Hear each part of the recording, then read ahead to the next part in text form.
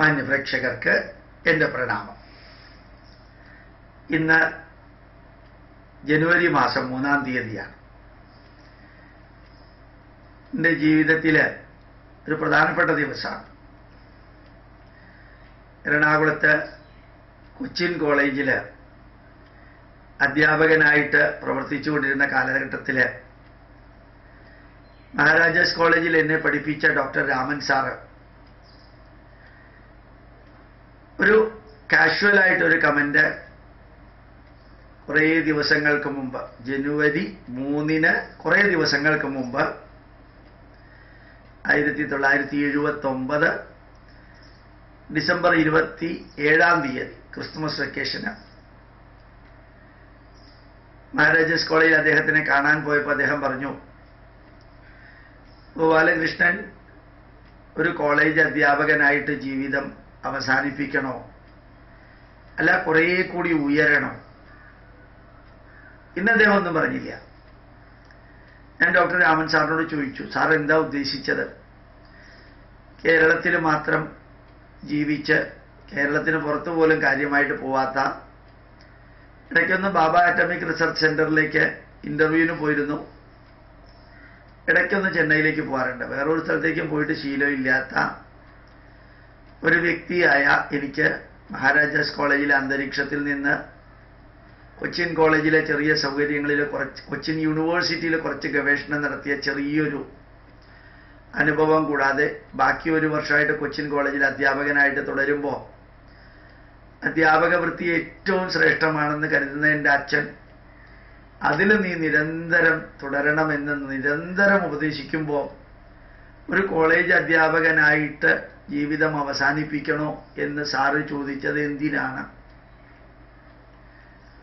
ആ ഒരു വരി പറഞ്ഞതല്ലാതെ പിന്നെ അദ്ദേഹം ഒന്നും പറഞ്ഞില്ല. പെട്ടെന്ന് വാക്കുകൾ മാറ്റി പറയുന്നത് പോലെ എനിക്ക് തോന്നി, അല്ല ഒരു ജോലി കിട്ടാൻ വളരെ ബുദ്ധിമുട്ടാണ്, ഇപ്പം നല്ലൊരു ജോലി കൊച്ചിൻ കോളേജിലുണ്ട്, ഗോപാലകൃഷ്ണൻ ആ ജോലി ഇഷ്ടപ്പെടുകയും ചെയ്യുന്നു, അധ്യാപകനായിട്ടുള്ള ജോലി. അവിടുത്തെ വിദ്യാർത്ഥികൾക്കൊക്കെ അധ്യാപകർക്കൊക്കെ ഗോപാലകൃഷ്ണനെ വളരെ ഇഷ്ടമാണ്. ഞാൻ പറഞ്ഞു എന്നേ ഉള്ളൂ, വീണ്ടും എന്ത് ചെയ്യണമെന്ന് അദ്ദേഹം പറഞ്ഞില്ല.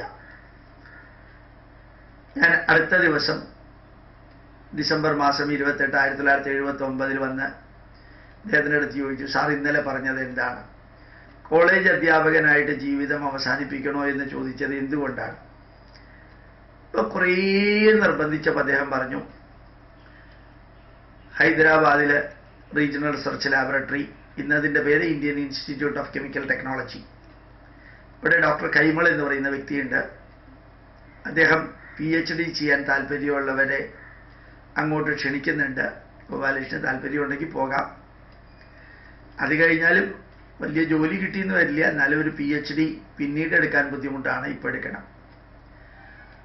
ഞാൻ സാറിനോട് പറഞ്ഞു, ഡോക്ടർ രാമൻ സാർ എന്ത് പറഞ്ഞിട്ടുണ്ടോ അത് അക്ഷരം പ്രതി അനുസരിച്ചിരിക്കും.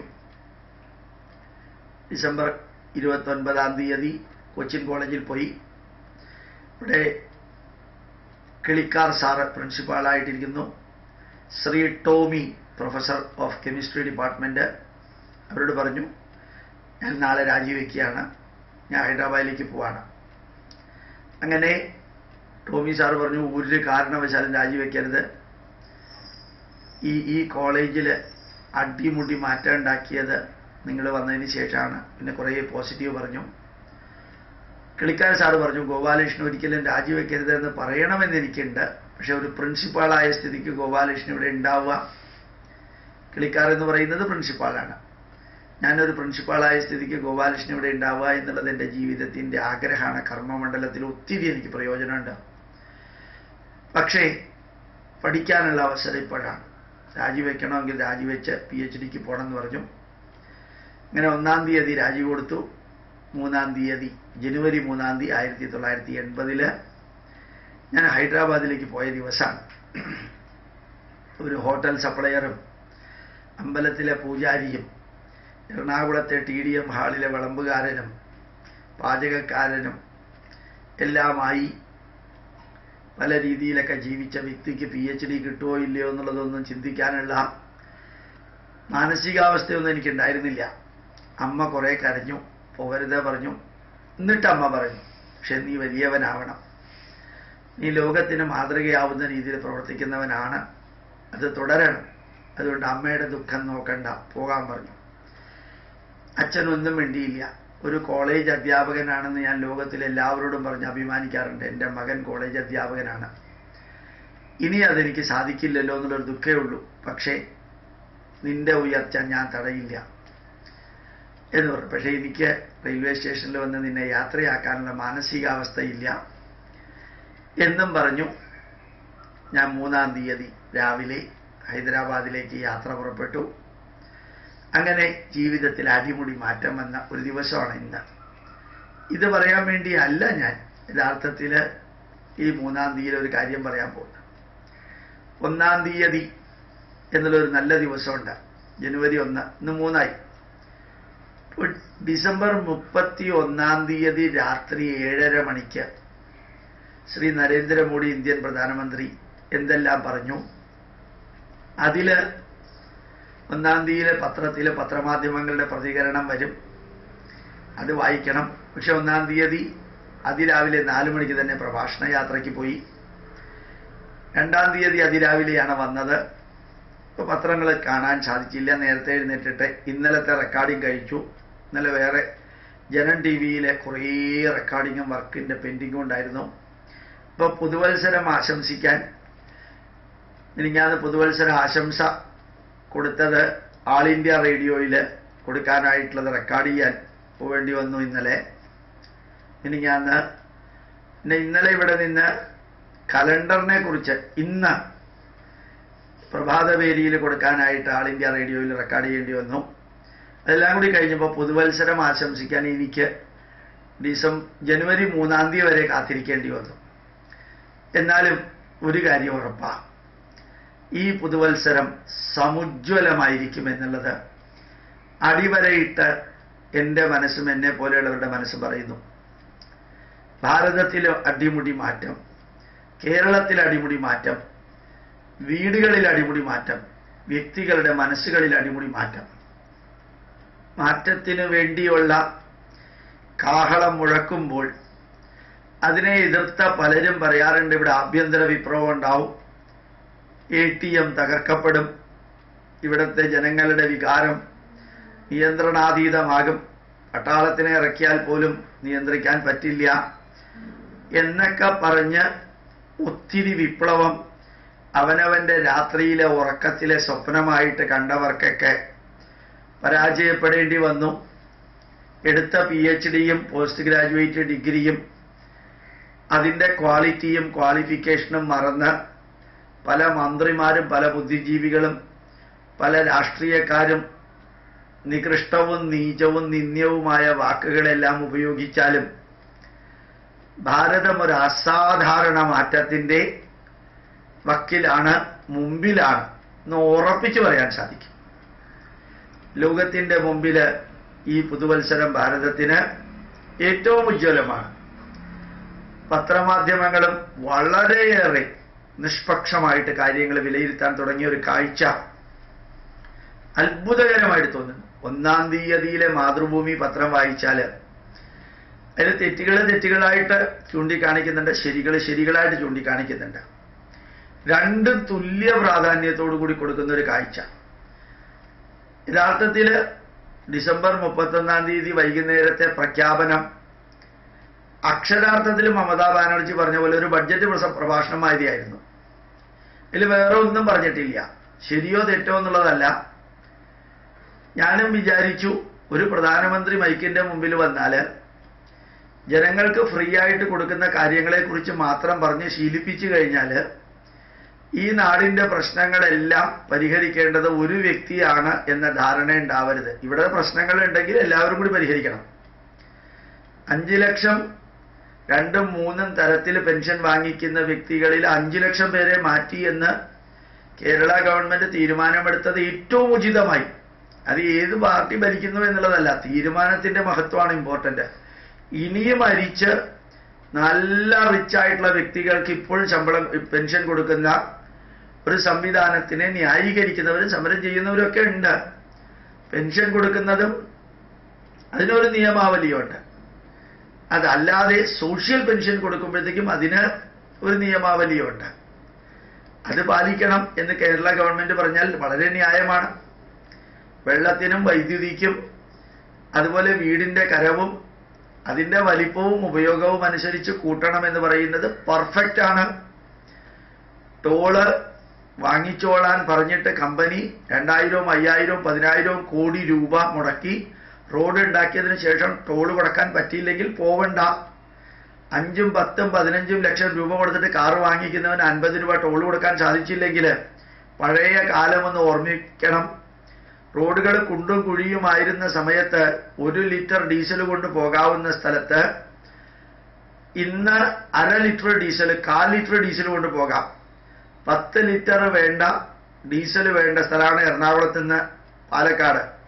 ഇന്ന് 5 ലിറ്റർ ഡീസൽ മതിയെങ്കിൽ 300 രൂപ സേവ് ചെയ്യുമ്പോൾ 50 രൂപ ടോള് പാലിയേക്കരയിൽ കൊടുക്കാൻ പറ്റാത്തവൻ ആ വഴി കൂടെ പോകണ്ട.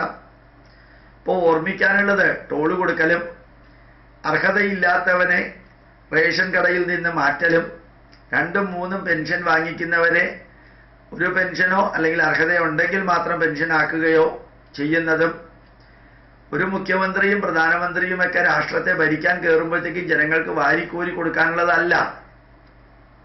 ഓരോ വ്യക്തിയും വീട് പണിയാനും അല്ലെങ്കിൽ അതുപോലെയുള്ള ഗവൺമെന്റ് കോൺട്രാക്റ്റും കിട്ടുമ്പോൾ 100 കോടിയും 50 കോടിയും 25 കോടിയും ജയലളിതയ്ക്ക് ഫണ്ട് കൊടുത്തിട്ടാണ് അമ്മ ഇഡ്ഡലിയും അമ്മ വെള്ളവും അമ്മ സിമെന്റും ഒക്കെ കൊടുക്കുന്നതെങ്കിൽ ഒരു കമ്പനിക്കാരുടെ കൈക്കൂലി കൊണ്ട് പാവപ്പെട്ടവർക്ക് എത്ര കാലം കൊടുക്കാൻ സാധിക്കും? അമ്മ ഇഡ്ഡലി ഒരു വശത്ത് നിന്ന് കഴിച്ച് നേരെ ഇപ്പുറത്ത് ബീവറേജസ് കോർപ്പറേഷന്റെ മുമ്പിൽ ക്യൂ നിൽക്കുന്ന കാഴ്ച ചെന്നൈയിൽ പോയാൽ കാണാം.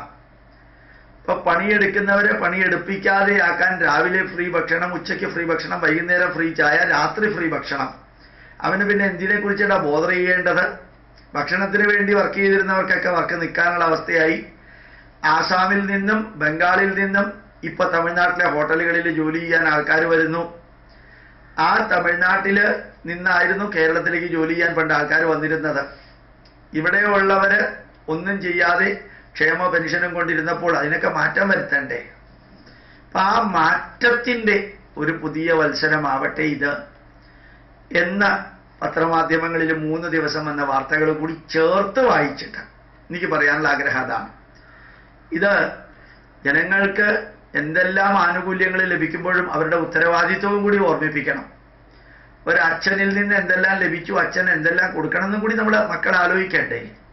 മാതാപിതാക്കള് മക്കളെ വളർത്തി ഉയർത്തി സംരക്ഷിച്ചു എങ്കിൽ മാതാപിതാക്കളെ തിരിച്ച് സംരക്ഷിക്കേണ്ട ഉത്തരവാദിത്വവും ഉണ്ടെന്ന് മക്കൾ അറിയണ്ടേ?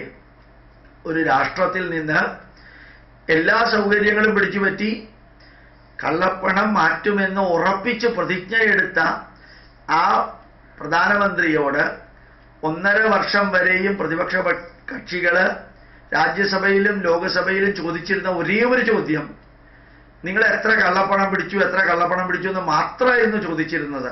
യഥാർത്ഥത്തിൽ കയറി പിടിച്ചപ്പോ അതൊക്കെ അവരവരുടെ നേതാക്കന്മാര് ബാങ്കുകളിൽ വെക്കാതെ വീടുകളിൽ അക്കൗണ്ട് ഇല്ലാതെ വെച്ചിരുന്ന പൈസ അടുത്ത ഇലക്ഷന് ചെലവാക്കാൻ വേണ്ടി പോകുന്നതിന് ഇനി മൂല്യമില്ല എന്നറിയുമ്പോ കാട്ടിക്കൂട്ടേണ്ടി വരുന്ന കോപ്രായത്തരം PhD ഉള്ള പ്രധാനമന്ത്രിയും ധനകാര്യമന്ത്രിമാരും ഒക്കെ പറയുമ്പോ ആർക്കൊക്കെയോ വേണ്ടി ഒച്ചയെടുക്കുകയാണെന്നുള്ളതല്ലേ തോന്നുള്ളൂ. ആഭ്യന്തര കലാപം ഉണ്ടാകുമെന്ന് പറഞ്ഞിട്ട് ജനുവരി 1-ാം തീയതി വരെ ഒന്നും ഉണ്ടായില്ലല്ലോ. ഡിസംബർ 31-ാം തീയതി പ്രധാനമന്ത്രി ഒരു വാഗ്ദാനവും പ്രധാനമായിട്ട് തന്നില്ല. അക്ഷരാർത്ഥത്തിൽ ഒരു ബഡ്ജറ്റ് ഒരു പ്രഖ്യാപനം, ആവേശകരമായ ഒരു വാക്കും അദ്ദേഹത്തിൽ ഉണ്ടായിരുന്നില്ല. അപ്പോ എന്തുകൊണ്ട് പിറ്റേ ദിവസം കുറെ CPI-ക്കാർ കോലം കത്തിച്ചത് ഒഴികെ, കോലം ഇപ്പൊ ആരുടെ വേണമെങ്കിലും കത്തിക്കാം, എന്റെ കോലം 2-3 പ്രാവശ്യം CPM-കാർ കത്തിച്ചു എന്ന് കേട്ടു. അതൊക്കെ ആർക്ക് വേണമെങ്കിലും ചെയ്യാം. കോലം കത്തിക്കലൊന്നും വലിയ കാര്യമൊന്നുമില്ല. മുഷ്ടി ചുരുട്ടി മുദ്രാവാക്യം വിളിക്കാം, സെക്രട്ടേറിയറ്റിനകത്തോ അപ്പുറത്തോ 500-ന്റെ നോട്ടിന് പകരം 100-ന്റെ നോട്ട് കൊടുക്കണമെന്നേ ഉള്ളൂ. ഏതായാലും ഒരു വിപ്ലവവും ഒരു പ്രതിഷേധവും ഒരു മണ്ണാങ്കട്ടിയും ഉണ്ടായില്ല എന്ന് മാത്രമല്ല, ഇന്നലത്തെ മാതൃഭൂമിയിൽ എഴുതിയിരിക്കുന്ന മാതിരി പുതിയ വിശ്വാസത്തോടുകൂടി ഒരു യുഗപ്പുറവി നടന്ന പോലെ എനിക്ക് തോന്നുന്നു. നിങ്ങൾക്ക് തോന്നണം നിർബന്ധമില്ല. പക്ഷെ ഒരു വലിയ മാറ്റം, എന്തിനും ഏതിനും ചോദിക്കാനും പറയാനും ആളുണ്ടെന്നും ബാങ്കുകാർ ചെയ്ത സേവനങ്ങളെ മുക്തകണ്ഠം പ്രസംഗിച്ചപ്പോഴും ആ ബാങ്കിലുള്ളവർ തെറ്റ് ചെയ്തവരെ ശരിക്ക് അക്ഷരാർത്ഥത്തിൽ ശിക്ഷിക്കുമെന്നും പല ഇൻകം ടാക്സ് ഓഫീസുകളിലും പത്രവാർത്ത വരാതെ തന്നെ കുറേ പേരെ ഡിസ്മിസ് ചെയ്തിട്ടുണ്ട്. അതിൽ വാർത്തയെ വന്നിട്ടില്ല തെറ്റ് ചെയ്തവര്. അപ്പൊ ചോദിക്കാനും പറയാനും ആളുള്ളൊരു രാജ്യമാണ് കേരളം ഭരിക്കുന്നവരായാലും ഭാരതം ഭരിക്കുന്നവരായാലും തമിഴ്നാട് ഭരിക്കുന്നവരായാലും. ആകണമായി തീരണം എന്ന് ഉറക്കെ പ്രഖ്യാപിക്കുന്ന, കഴിഞ്ഞ 70 വർഷം മാതിരിയുള്ള ഭരണമായിരിക്കില്ല പുതിയ 70 വർഷത്തെ അല്ലെങ്കിൽ ഇനിയുള്ള ദിവസങ്ങളിലെ എന്ന് പറയുകയും ബോംബ് പൊട്ടിക്കാൻ വാലാട്ടി പക്ഷികളെ പോലെ എന്റെ വാൽ ആടിക്കഴിഞ്ഞാൽ ഭൂമി കുലുങ്ങുമെന്ന് പറഞ്ഞുകൊണ്ട് നടന്നവര് പുതുവത്സരത്തിന് ഇംഗ്ലണ്ടിൽ പോയപ്പോൾ അതും പത്രത്തിൽ വാർത്ത വന്നപ്പോഴത്തേക്കും ചിന്തിക്കാൻ നമുക്ക് ധാരാളമുണ്ട്. 2 വ്യത്യാസമേ ഉള്ളൂ. പണ്ടൊക്കെ പറയാതെ പോയിരുന്നു, ഇപ്പൊ ട്വിറ്ററിൽ എഴുതിപ്പോയി. ഈ രാഷ്ട്രത്തെ സംരക്ഷിക്കാൻ പ്രതിജ്ഞാബദ്ധമായ ഒരു കുടുംബത്തിന്റെ ഇപ്പൊ ജീവിച്ചിരിക്കുന്നതിന് കല്യാണം കഴിക്കാത്ത അവസാനത്തെ ഉത്തരവാദി പറയുന്നതും എന്താണെന്ന് പോലും അറിയാതെ അങ്ങേരുടെ പുറകില് നല്ല പ്രഗത്ഭരായിട്ടുള്ളവർ നിന്ന് കുടുംബത്തിന്റെ മഹിമ മാത്രം കാണിച്ചുകൊണ്ട് അവസാനം ന്യൂ ഇയർ സെലിബ്രേറ്റ് ചെയ്യാൻ അങ്ങേര് ലണ്ടനിൽ പോയി എങ്കിൽ ഇവർക്ക് ഇതിനൊക്കെ എന്തുത്തര പറയാൻ സാധിക്കുക എന്നുള്ളത് കൂടി ഒന്ന് ചിന്തിക്കാൻ പുതുവത്സരം നമുക്ക് അവസരം തരുന്നു. എൻ്റെ വ്യക്തി ജീവിതത്തെക്കുറിച്ചും പറഞ്ഞു, ഇതും പറഞ്ഞു. കൂട്ടത്തിൽ ഒന്നുകൂടി പറയുന്നു, ജീവിതത്തിൽ വലിയ പുരസ്കാരവും ഒക്കെയും പൊന്നാടയൊന്നും വാങ്ങിക്കുന്നില്ലെങ്കിലും 7-ാം തീയതി തിരുവമ്പാടി കോൺഫറൻസ് സെന്ററിൽ ഗോപാലകൃഷ്ണൻ എന്ന വ്യക്തിക്ക് ഞാൻ പൂജിക്കുന്ന, ആരാധിക്കുന്ന, ബഹുമാനിക്കുന്ന, മാർഗനിർദ്ദേശം സ്വീകരിക്കുന്ന ശ്രീനാരായണ ഗുരുദേവന്റെ പേരിലുള്ള ഒരു അവാർഡ് TR രാഘവന്റെ കുടുംബവും എല്ലാം തീരുമാനിച്ചത് എനിക്ക് 9:30 മണിക്ക് തരുമ്പോൾ അത് കേരളത്തിലെ ഒരു നല്ല മന്ത്രിയാണ് തരുന്നത്. അതിന് വലിയ സന്തോഷമുണ്ട്. ആ മന്ത്രിയാണ് തരുന്നത് എന്ന് പറയുമ്പോൾ പണ്ട് ഞാൻ വിചാരിക്കാറുണ്ട്, ഒരു മന്ത്രിയുടെ അടുത്ത് നിന്ന് പുരസ്കാരം വാങ്ങിക്കേണ്ടി വരരുതേ എന്ന് ചിലപ്പോൾ വിചാരിക്കാറുണ്ട്. ഇതൊരു നല്ല മന്ത്രിയാണ് തരുന്നത്.